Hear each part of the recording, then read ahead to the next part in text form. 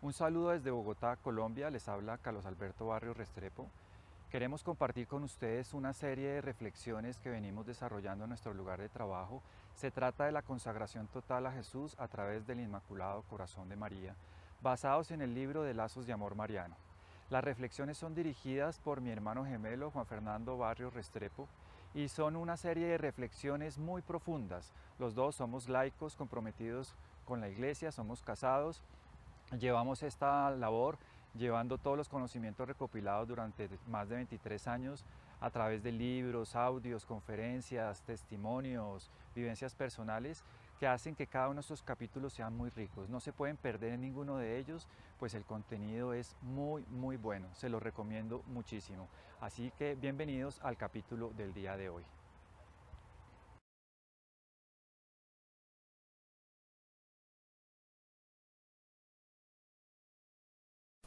Quedamos entonces terminando la parte final del capítulo número 5 de la preparación a la consagración al Inmaculado Corazón de María. Hoy vamos a hablar básicamente sobre ya directamente en la confesión. Recordemos que en la charla pasada hablamos un poco acerca de la tentación y del pecado. Y para comenzar esta charla debemos sensibilizarnos en una cuestión en particular. Y nos vamos a apoyar en la vida de los santos, particularmente en San Antonio Abad, que tuvo un sueño. Él veía que todo un pueblo, como no un pueblo, un barrio, digamos, imaginémonos un barrio de una ciudad, todo un barrio tenía un demonio tentándolo. Un barrio, un demonio. Pero que la gente espiritual que quería seguir a Dios tenía 7, solamente para esa persona. Entonces él, extrañado por ese sueño, pues preguntó que qué significaba eso. Y la explicación que se le dio era que en un barrio se necesita solamente, un barrio pagano, alejado de Dios, se necesita solamente un demonio porque entre ellos se tientan a sí mismos. Entonces no necesitan sino uno. Pero una persona que está tratando de vivir en la gracia de Dios, vida sacramental, necesita 7 porque es más difícil que esa persona se pierda y caiga en pecado. Entonces se necesita el concurso de un grupo de demonios, en este caso 7. Y es coincidente también con una visión que tuvo San Francisco de Asís. San Francisco de Asís tenía una visión que en un pueblo, en la placita central del pueblo, veía un demonio sentado. Pero él miraba hacia la montaña y en esa época, pues los monasterios siempre los construían en lo alto de una montaña, como dando la impresión de que custodiaban todo el pueblo, ¿no? Desde la economía de la fe. Y él veía en ese monasterio muchos demonios volando sobre el monasterio. Y en la placita del pueblo solo veía uno. Y la explicación es similar. O sea, un pueblo pagano, simplemente entre ellos mismos, pues como están alejados de Dios y no tienen prácticas de piedad, sino que se guían solamente por los instintos y las pasiones, caen más fácilmente en pecado, y la persona que cae en pecado incita a las otras a que también lo cometan, con su conversación, con su ejemplo, con sus acciones, con sus testimonios de vida. Entonces entre ellos mismos se tienta. Eso como para redondear un poco lo que estábamos viendo, cómo viene el pecado, que viene a través de la tentación. Podemos decir que el demonio actúa en 2 formas en el hombre, en una forma ordinaria y en una forma extraordinaria. La forma ordinaria es común a todos nosotros, que es la tentación, que era lo que veíamos. Y la forma extraordinaria, que no vamos a hablar de ello, solamente mencionamos, es a través de la obsesión, la vejación, la infestación y la posesión diabólica. 3 de ellas actúan en el hombre y una en animales, plantas, cosas y lugares. Esa es la infestación, la vejación y la obsesión, y la posesión actúan en la persona. Pero otro día hablaremos de eso. Pero la forma ordinaria, que es lo que hemos venido relatando, es a través de la tentación, y decíamos que la tentación se combate en 2 formas, una forma directa o una forma indirecta, recordando lo que veíamos la vez pasada. La forma directa es darle la vuelta, o sea, todo lo contrario a lo que estamos sintiendo. Lo que estamos sintiendo, obviamente, para que sea pecaminoso, o por lo menos nos incite al pecado, es algo negativo. Entonces darle la vuelta es darle un pensamiento positivo. Si tengo sentimientos de rencor, pues obviamente mi pensamiento va a ser de bendición y desear lo mejor para la persona, que crezca en gracia y en amistad con Dios. Esa es una forma directa. Y la forma indirecta es la forma en que yo salgo huyendo de la situación de pecado, de la evidencia de él.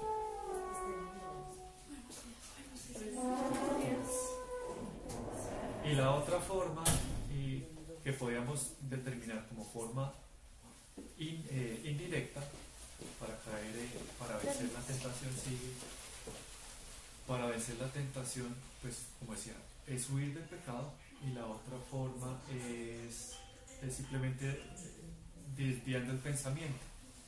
Como decíamos, como cuando un niño, un infante quiere algo, quiere un cuchillo, por ejemplo, en la cocina, y la mamá no se lo quiere dar y él persiste, la mamá hace lo que en psicología infantil se llama dispersar el foco, recuerda que decíamos, y es hacerle ver otra cosa. Mira la nubecita, mira el cielo, mira este muñequito, para que él se distraiga y su mente se dirija hacia otra cosa. Entonces eso también se puede aplicar en la tentación. Una forma indirecta es pensar en otra cosa, distraer la mente, hacer alguna actividad, para que ese pensamiento que me está tentando y me está pretendiendo acercar en pecado se diluya. Decíamos que hay una forma que es antes, durante y después. Antes es lo que acabamos de decir, durante la tentación es hacer jaculatorias, resistirla con oración y con estas formas que acabo de decir, de dispersación del foco, de atención, etc. Pero si ya caigo en pecado, que sería ya después de la tentación, es buscar el confesionario. Y eso es lo que vamos a hablar hoy, para ya retomar la charla anterior y unirla a esta. Lo que primero que tenemos que decir es ¿qué es la gracia? La gracia no es otra cosa, lo dice el catecismo, pero extrayendo y parafraseando lo que dice allí, es la inhabitación de la Santísima Trinidad en la persona. Y específicamente Dios Espíritu Santo, que me comunica la gracia santificante o la gracia divinizante. Este divinizante con D minúscula, no D mayúscula, porque divino es solo Dios. Pero nosotros al estar asumidos en la gracia de Dios, algún día seremos de alguna forma divinizados, en la medida que vamos a estar inmersos en la visión beatífica. Vamos a ser asumidos por Dios. Entonces este divinizante no es que nosotros seamos como tal divinos, o semidioses, o una caricatura de Dios, o diosesitos, no. Dios es Dios y nosotros somos criaturas y siempre lo seremos. Solo que al ser asumidos por Dios, pues seremos de alguna manera, como le digo, divinizado, o sea, por eso se llama la gracia también, lo dice el catecismo, divinizante. Pues cuando viene el Espíritu Santo a través del sacramento y la oración, y yo crezco en la gracia de Dios, pues de alguna manera obviamente también se pone en orden lo que alguna vez se dañó como orden preestablecido, que era hacer armonía entre el espíritu, el alma y el cuerpo. Si bien en el hombre esa armonía se rompió por el pecado, y nosotros ya nos dejamos guiar más que todo por las pasiones, los sentimientos y por las emociones, y ellas toman como que coartan nuestra libertad para crecer como verdaderos hijos de Dios. La gracia lo que hace es a recuperar eso, viene es a restaurar lo que algún día se había dañado y se había perdido por el pecado.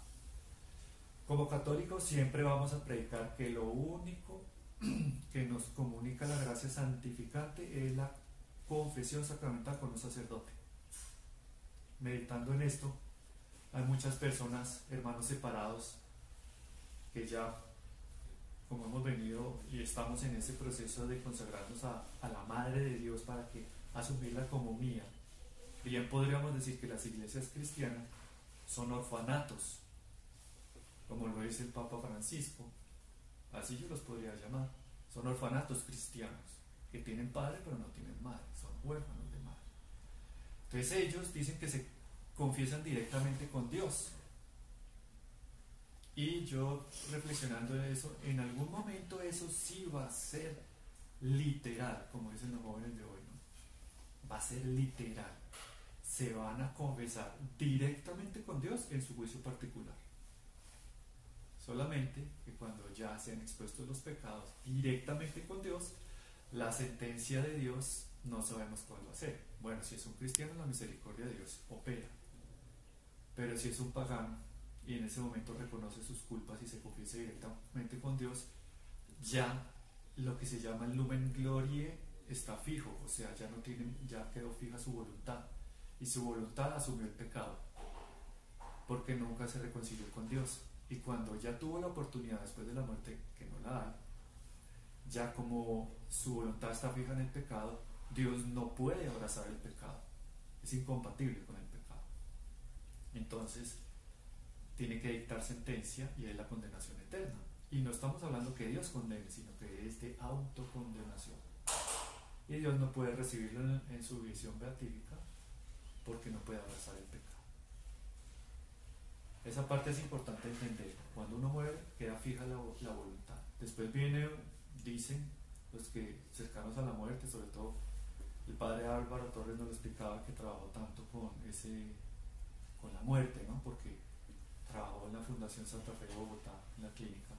Entonces todos los días estaba cercano a la muerte, los enfermos, y administrando la unción de los enfermos. Que cuando la persona muere, el alma tiene un tiempo mientras el cadáver está caliente, nos decía él. Y antes de que el alma ya como tal se desprenda. En ese momento ya la persona tiene la conciencia de Dios y podría tener ese espacio de tiempo para arrepentirse, pero obviamente perdió todos los méritos en la tierra y un nivel de gloria más alto en el cielo, porque ya no tiene un cuerpo que merezca sufrir y padecer. Entonces, hablando de esto en particular, lo importante, como lo decíamos la vez pasada, lo importante Pero es... hagamos un pequeño paréntesis ahí. Hay un debate teológico, que es netamente teológico, y algunos abogan porque una vez que la persona muere es como el partido final. Partido de fútbol, partido final, como quedó, quedó. Si la persona está en pecado mortal, para el infierno, dicen algunos. Otros, y de acuerdo a revelaciones privadas como por ejemplo las de María Sima, dicen que el alma tiene una oportunidad en el momento de la muerte, la persona, de arrepentirse, pedir perdón a Dios. Si el alma, el cuerpo está muerto, sin vida, inanimado, pero el alma todavía no se ha desprendido. Si la persona dice, perdóname Señor, aplica la misericordia de Dios, salvación, pero con un purgatorio que no sabemos cuánto es.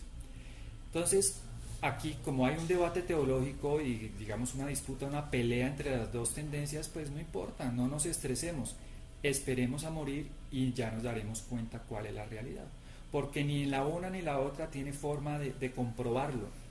Se basan en textos bíblicos, exactamente, se basan en textos del catecismo, perfecto, pero nadie tiene la evidencia para comprobar si lo uno o lo otro es. La única evidencia es creer en las revelaciones privadas, que no estamos obligados a hacerlo, pero creer en estas infinidades de almas de purgatorio que se le revelaron, por ejemplo, a María Sima, y que una tras otra iban confirmando lo mismo. Mueren en pecado mortal, se arrepienten, pero piden muchísima oración porque el purgatorio que están sufriendo es terrible.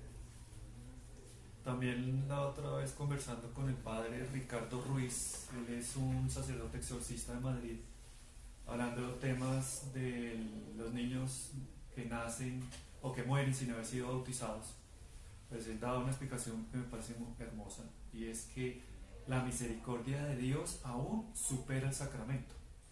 O sea, ese niño no ha recibido el sacramento del bautismo, pero la misericordia de Dios está por encima aún del sacramento. Entonces queda ya en la economía de la misericordia de Dios, y con un bautismo de intención, podríamos ya complementar lo que él nos dice, pasan a la visión beatífica, porque ellos no tienen la culpa, pues murieron y no alcanzaron a recibir el sacramento.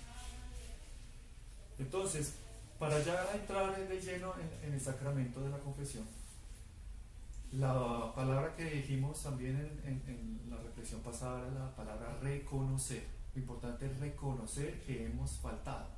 Si no reconocemos, si no pedimos perdón, pues no seremos perdonados, porque la condición para ser perdonados es pedir perdón.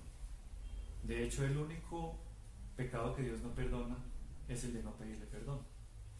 Y en la Biblia dice que el único pecado que no es perdonado es el pecado contra el Espíritu Santo.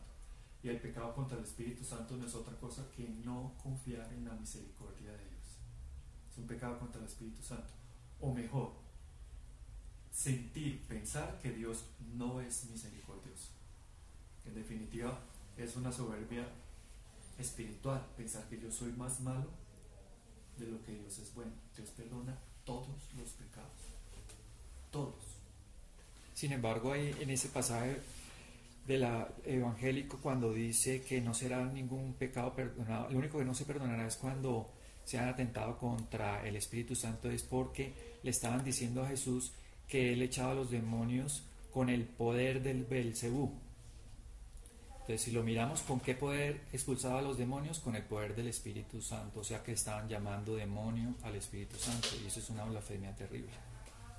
Belcebú, yo que lo menciona Carlos Alberto, es el príncipe de las moscas, ¿no? Hablando un poquito de demonología, Satanás es el de las serpientes, Lucifer de los escorpiones, Belcebú, que es el que nombra Carlos Alberto, es de las moscas, y bueno, hay otros que no vamos a hablar de ese tema en este momento. Entonces, para ya entrar de lleno a la misericordia y animar al penitente que se acerque al confesionario, y cuando digo el penitente que se cree tan pecador que no merece el perdón de Dios, para entender un poco la misericordia de Dios, podríamos coger todos los pecados del mundo, todos los secuestradores, los pederastas, los asesinos, los ladrones, todas las personas que le han robado la fama y la honra a las personas que han atentado contra sus padres, etc. Los pecados más abominables del mundo. Todos los Hitlers del mundo, podríamos decir, todos los Pablos de Escobar, los Moros Jorge, etcétera, etcétera, tirofijos del mundo, para poner ejemplos ya muy locales nuestros.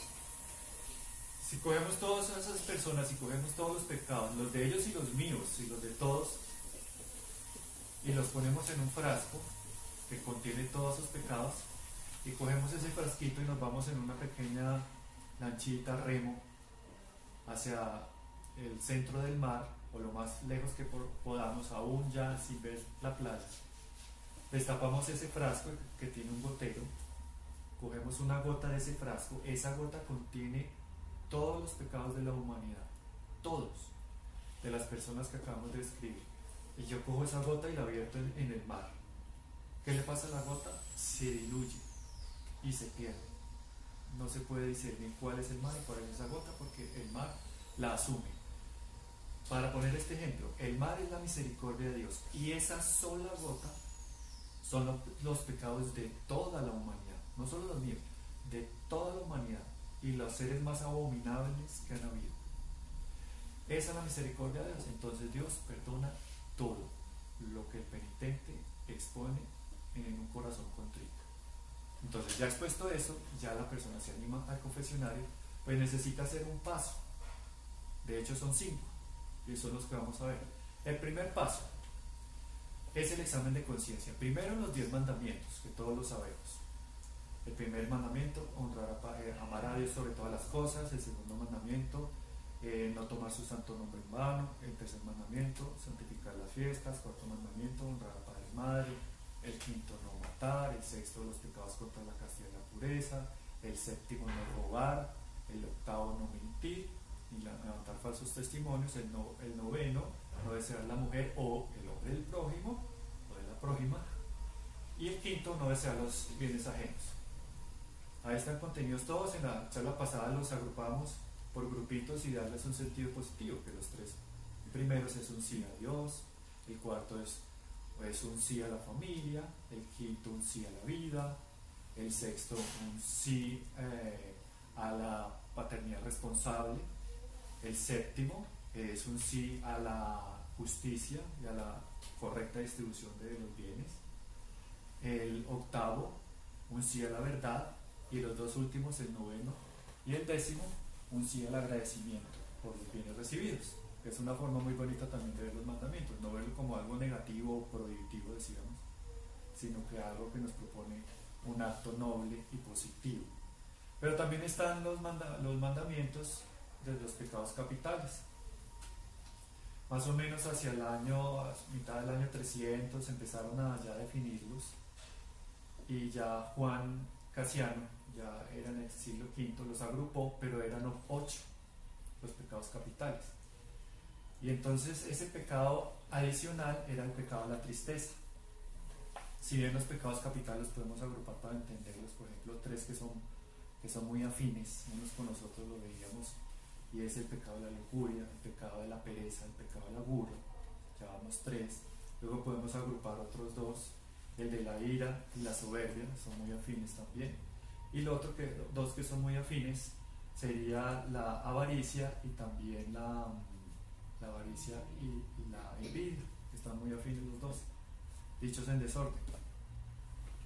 Antes los habían agrupado en grupos de 8, pero el que le habían adicionado los antiguos, y que los organizó también San Juan Casiano y otros, era el de la tristeza. Lo decíamos que el padre Salinsman tiene un libro muy bonito que se llama Cómo combatir la depresión, el mal genio y la tristeza, y él dice dentro de esto que, hablando del pecado, que ¿qué es pecado? Pecado es todo lo que ofende o entristece a Dios. Entonces la tristeza es una especie de autoconmiseración, me miro a mí mismo y dejo de mirar al prójimo y mirar a Dios.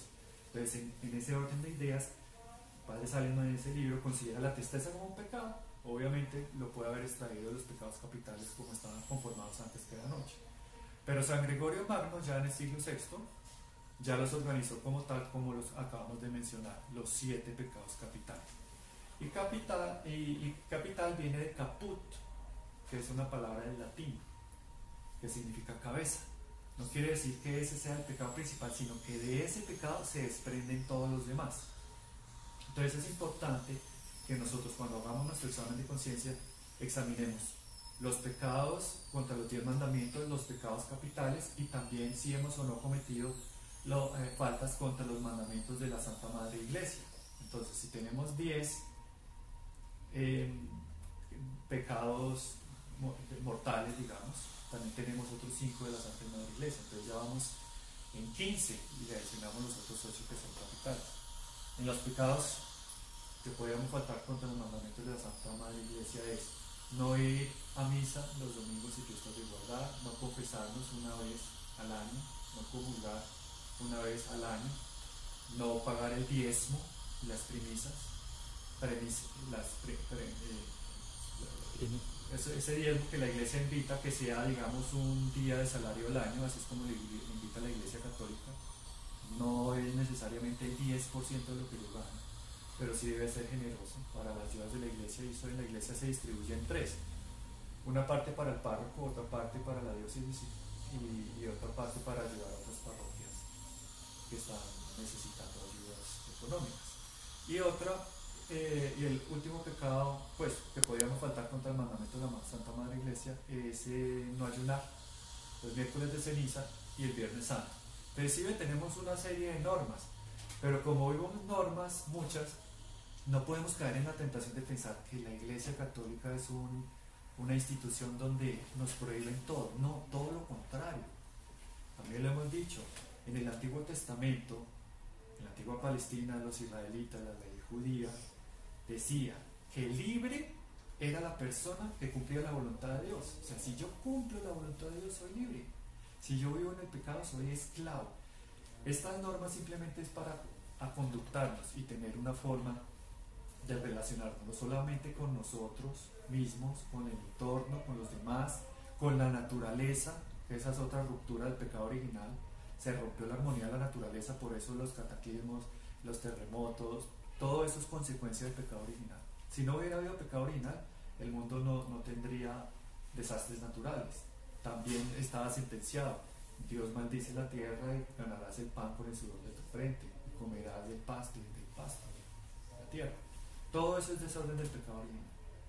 Entonces, todos estos mandamientos es para que nosotros, cumpliéndolos, vivamos realmente la voluntad de Dios y haya armonía, que se restablezca el plan original de Dios en nosotros. También tenemos que decir que hay otros pecados que son faltas veniales, que para que haya pecado mortal se necesita pleno conocimiento, pleno consentimiento y materia grave. Si alguna de esas 3, aunque sea una, no está presente, no hay pecado mortal. la falta se disminuye.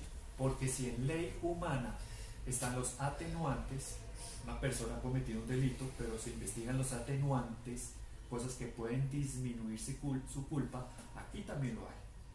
Entonces también en los confesionarios hay atenuantes. Yo puedo decir un pecado, pero puedo decir por qué se hizo, y el Padre puede ver que ahí hubo un atenuante. Por ejemplo, una persona que ya está llegando al agotamiento nervioso en la atención de un anciano, que no hace caso, que pone problema, que se despierta todas las noches, que no duerme, la persona está agotada y de pronto falta la caridad dándole un grito, saliéndose de la ropa. Ahí hay una falta que tiene un atenuante, y es la disminución de la voluntad y de su parte psicológica, porque está disminuida por el agotamiento en el servicio.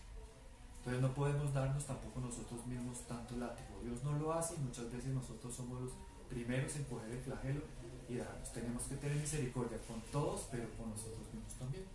Y esos pecados veniales no los muestra en la luz del Espíritu Santo. Poniendo el ejemplo, cuando yo golpeo, lo decíamos, en un lugar oscuro, un mueble, y salen las briznas de polvo, enciendo una lámpara y el haz de luz me las enfoca y me las muestra. Esa luz es el Espíritu Santo que me muestra esas faltas veniales, que si yo no tengo esa luz, simplemente mi mente cauterizada no las va a ver. Cuando ya he hecho el examen de conciencia, voy a retomar al santo, y por qué no nosotros mismos. Es que la santidad es común para todos. Yendo al confesionario felices, porque la tentación me da como una felicidad. Obviamente alimenta en la parte sensible, ¿no? Las pasiones, los instintos, y voy a cometer un pecado y me deleito. Eso me produce el demonio. Y cuando voy al confesionario, el demonio me produce vergüenza y lo postergo. No, es que ¿qué va a decir de mí? Mi fama se va a ver desdibujada si yo le cuento esto al sacerdote. Y lo empiezo como a retardar la confesión. No voy, y vergüenza, no, mejor yo no voy.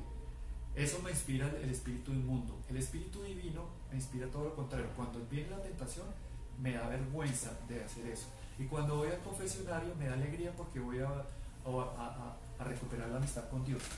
Entonces voy al confesionario con un botiquín, con una gasa, con yodo, con isodine, y le limpio, le acaricio la herida, se la beso y le pido perdón. Y con mi perdón, mi única intención es sanarle su herida. O sea, me olvido de la mía. Claro, el pecado me hiere, pero es como el soldado que está en batalla, que no se preocupa por su propia herida, sino por rescatar a su compañero que está herido en el suelo. Y aunque yo esté herido, lo levanto, porque yo tengo más fuerzas que él en ese momento en batalla. Obviamente Jesús, Dios, tiene más fuerzas que yo, pero a ver ese acto tan piadoso, obviamente la gracia se derrama en el alma. Y si tengo esa sensibilidad, cuando venga la absolución, que ya vendrá, ya lo explicaremos más adelante, yo voy a recibir más gracia, porque Dios no se da muestras gratis, sino que se da entero. Soy yo el que tengo incapacidad de Dios y de recibirlo, como mi corazón está lleno de tantos apegos y afectos al poder, al tener, al placer, a fama, a mí mismo. Entonces ese corazón no puede abarcar totalmente a Dios. Eso es el segundo paso de la confesión. El tercer paso de la confesión es el propósito de la enmienda, el propósito de no volver a cometer las faltas que cometí, pero siempre la conciencia de que si yo las vuelvo a cometer, Dios me vuelve a perdonar. ¿Cuántas veces? 7 veces, 7 veces 7 si es necesario, y no la multiplicación de 7 veces 7, o mejor, 70 veces 7. No el producto de esa multiplicación, sino que 7 es el número pleno, o sea, eternamente me va a perdonar. Pero el firme propósito es también que yo voy a colaborar con la gracia, y no desgastarme muchas veces en confesarme lo mismo, porque como decía alguna vez el padre Juan Jaime Escobar, a un penitente le decía, ese penitente: padre, es que yo siempre me confieso de lo mismo. Y él decía: es que se quiere volver creativo en la forma de pecar. Por lo general uno tiene más o menos 2, 3 o 4 pecados, no más, que son dominantes, y de ahí se desprenden todos los demás. Entonces por eso uno se está confesando siempre lo mismo. Ese es mi pecado dominante, ese es mi pecado dominante, y Dios muchas veces lo permite a lo largo del tiempo, es para que yo luche, y al final Él no me va a premiar si yo logré o no logré superar ese pecado, sino que me va a premiar la lucha que tuve para combatir. Al final, obviamente, lo voy a vencer. El cuarto paso y el penúltimo, ahí sí es la confesión de viva voz con el sacerdote. Entonces, viene un postulado tan común. ¿Cómo me voy a confesar yo con un sacerdote igual o más pecador que yo? Entonces, ¿por qué te tomas 3 aguardientes y esos pecados sí se los confiesas a tu compadre? Y tu compadre te dice de pronto un consejo destemplado o un consejo que no es. Recordemos que el demonio solamente ataca uno solo para todo un barrio, uno solo para todo un pueblo pagano, porque entre ellos mismos se tientan. Entonces el consejo puede ser llevado a tentaciones de cometer otras faltas, como el orgullo y no perdonar, por ejemplo. Con una persona del común, ¿cómo no lo vamos a hacer con un sacerdote? Y ojo, es un sacerdote, o sea, el sacerdocio, ojo a este juego de palabras, el sacerdocio es santo, aunque el sacerdote no lo sea. O sea, el sacerdocio como sacramento es santo, aunque el sacerdote como ser humano no lo sea. Y está en la Biblia, cuando Jesús sana a un leproso, le dice, ve y cumple la penitencia donde el sacerdote, de acuerdo a la ley de Moisés, siendo él Dios, lo es, lo envía donde el ser humano. Eso por un lado. Por el otro, ejemplos. Hace muchos años, más o menos 20, 22, vino Nancy Fowler, la vidente de Conyers, en Atlanta, de las apariciones de la Virgen bajo la advocación de la Madre Amantísima. Y estuvimos en un evento con ella en la parroquia de Santa María Magdalena. Y cuando ella entra, lo primero que busca es el sagrario, y si no lo ubica, ella ve una luz que sale del sagrario. Entonces, si ve que sale la luz de un nicho o algo, sabe que ahí está el sagrario y ya se dirige. Lo ubicó al fondo a la derecha y salía luz, pero veía que otra luz de una puerta salía. Ella estaba como inquieta, decía, sé que Jesús está en la Eucaristía y sale esa luz, pero ¿será que tienen una reserva adentro? ¿Por qué sale tanta luz? Y ella era inquieta, no se podía concentrar en su oración, cuando sale del nicho un sacerdote que estaba confesando. La luz salía de ese sacerdote. Y la misma Nancy Fowler refiere otra historia verídica, que en una misa veía un demonio de soberbia muy grande detrás de un sacerdote, y ella le dice, Señor, yo sé que tú estás en todos tus sacerdotes, perdóname, pero en este no te veo. Y Jesús le dice, bueno, confiésate. Y ella le dice, sí, pero con él, y dile lo que viste. Entonces dice, sí, con él, sí, con él.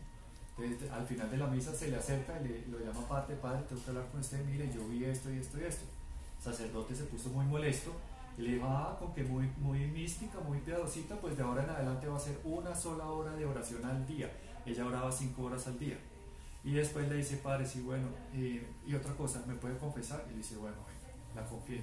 Se sientan los dos, y ella le dice lo que tenía en el corazón, y al final, cuando ella ya le dice lo que tenía en el corazón, aparece Jesús en el sacerdote y se queda mirándola con esa mirada que solo él tiene, de misericordia, y dice, yo te absolvo de tus pecados en el nombre del Padre, del Hijo y del Espíritu Santo, dibujando una sonrisa, diciéndole, si ves que yo sí estoy en todos mis sacerdotes. Otro ejemplo, nosotros como odontólogos, me llama un paciente con dolor de muela a las 12 de la noche y yo estoy enfermo con faringitis en cama, y me dice, doctor, tengo un dolor terrible. Yo no le voy a decir, sabe que no puedo decirle ninguna solución, yo estoy enfermo, y le cuelgo, no. Yo le puedo decir, aplíquese una inyección de Voltaren, diclofenaco, y mañana a primera hora vaya a la consulta. Le ayudo a solucionar por lo menos esa parte incómoda del dolor, y al otro día se le soluciona el problema. Así, el sacerdote esté en pecado mortal, y los más terribles, sea pederasta, sea homosexual, todo eso, cuando está en el momento de su ministerio, actúa in persona Christi, no es él, es Jesús en él. Alguien le preguntaba, ¿Jesús está en el sacerdote durante toda la confesión o solamente en la absolución?